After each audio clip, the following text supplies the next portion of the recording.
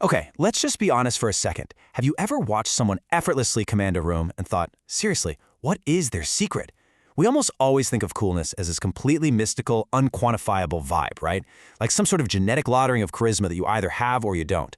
But what if I told you that being cool isn't magic at all? What if it's actually a measurable, scientifically backed behavioral framework? Well, in today's explainer, we're going to unpack the actual science of cool. We're focusing on authenticity, composure, and interpersonal magnetism. So get ready, because we're absolutely breaking down the formula for undeniable social presence. Okay, let's dive into this. Here is our roadmap for today's explainer. We're going to start with the origins of cool. Then we'll dissect the anatomy of cool, tackle the authenticity paradox, uncover the core psychological engine, and finally, wrap things up with some highly practical real-world applications. Starting right off with Part 1, the origins of cool, from subculture to universal archetype. So, where did the whole concept of being cool actually come from? To get to the bottom of this, researchers had to pose a central, deeply relatable question. What exactly makes someone cool? And they didn't just guess or throw ideas at a wall. They sought to answer this by studying nearly 6,000 participants across 12 different countries. We're talking highly individualistic societies and collectivistic societies. They wanted the empirical, ground-level truth. When you actually look at the historical data, this fascinating timeline emerges. Back in the 1940s, black jazz musicians pioneered this attitude. But here's the thing, it wasn't a fashion statement. It was a vital protective behavioral mechanism. By projecting this incredibly unbothered, emotionally contained exterior under intense systemic social pressure, they were asserting their personal dignity. Fast forward to the 1950s, and beatnik writers adopted that exact same posture to project a sense of rebellion and autonomy. And now, in the modern era, global media has essentially crystallized what started as a coping mechanism into this highly valued, universal form of cultural capital that we all instantly recognize today. Moving into Part 2, the anatomy of cool, dissecting the behavioral blueprint. Now, what's really interesting here is how behavioral science actually splits coolness into a two-factor model.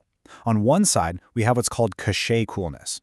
This is your friendly, socially desirable persona. It's all about ambition, charisma, trendiness. It builds rapid connection and really consolidates social networks. But then, on the flip side, we have Contrarian coolness. This is the detached, rebellious, slightly unconventional archetype. Contrarian coolness honestly does not care about positive evaluation. It's all about establishing distinct boundaries, challenging the norms, and creating this deep, undeniable sense of intrigue. Let's look at the actual empirical data using the HEXACO personality framework. It perfectly shows how a cool person fundamentally diverges from just being a quote-unquote good or conforming person. A typical conforming person might be highly agreeable, super conscientious, and very traditional. But a cool persona dials those traits into a totally different frequency. They exhibit high openness to new experiences and very low emotional reactivity. They are absolutely supportive, but they're firm. They set boundaries instead of just people-pleasing. Now, there is a massive caveat here, and it's absolutely crucial. Capability and competence are the ultimate baseline. If you lack competence, pushing boundaries doesn't make you look cool. It just makes you look eccentric, or worse, incompetent. You've got to have the actual skills to back up that autonomy. Which brings us to Part 3, the authenticity paradox, and why trying too hard always fails.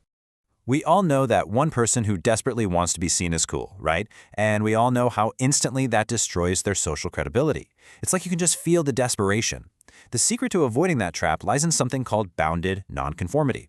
True coolness requires a really delicate balance. If you're extremely erratically rebellious, you just look hostile and disruptive. But if you're rigidly compliant, you look sterile and totally lacking in personal power. Bounded nonconformity basically means you diverge from social expectations only when those rules are unnecessary or completely inefficient. You break the rules, sure, but you remain highly constructive and valuable while doing it. And this brilliantly illustrates the actual math behind why trying too hard fails. It comes down to the normative delta P rule from behavioral science.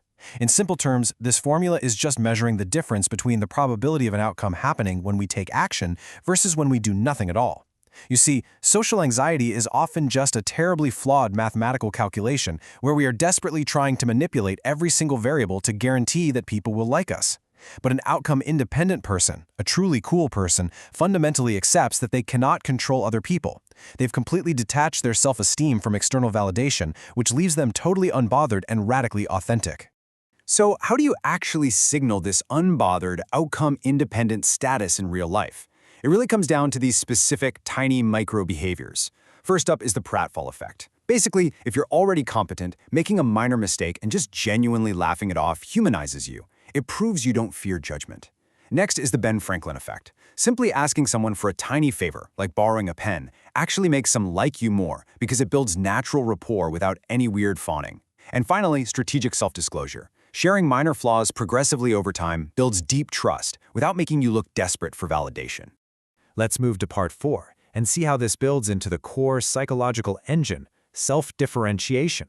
This right here is the absolute secret sauce. It's a concept called self-differentiation, and it operates on 2 distinct levels. First, intrapsychically. This is your internal ability to separate your logical reasoning from your raw emotional reactivity when you are heavily under stress. Second is interpersonally. This is your ability to stay emotionally connected to someone who is furious or anxious without absorbing their anxiety or losing your own identity. It is literally the core engine that allows someone to face intense pressure or an angry counterpart and remain completely centered, grounded, and unbothered. Finally, part 5, real-world applications, putting this composure to work. Taking this into the real world, the value is just massive, especially in corporate environments. Think about this. An overwhelming 87% of CEOs tie financial performance directly to empathy. There is a monstrous return on investment when leadership is actually composed and emotionally intelligent. You see, coolness in the workplace isn't about wearing sunglasses indoors or acting aloof. It's about true executive presence and transformational empathy. And at the team level, the impact is literally staggering.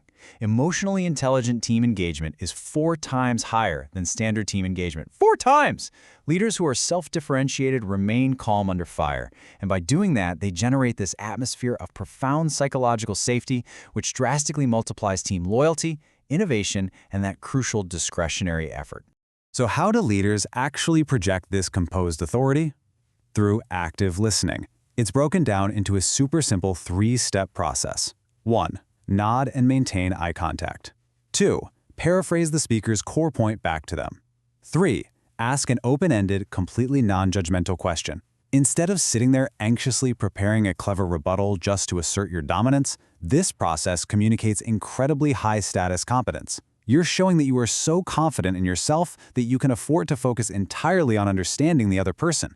And man, this composure is an absolute game changer in the world of sales, too. Why? Well, get this. 60% of the consumer buying process is done before a salesperson even enters the room.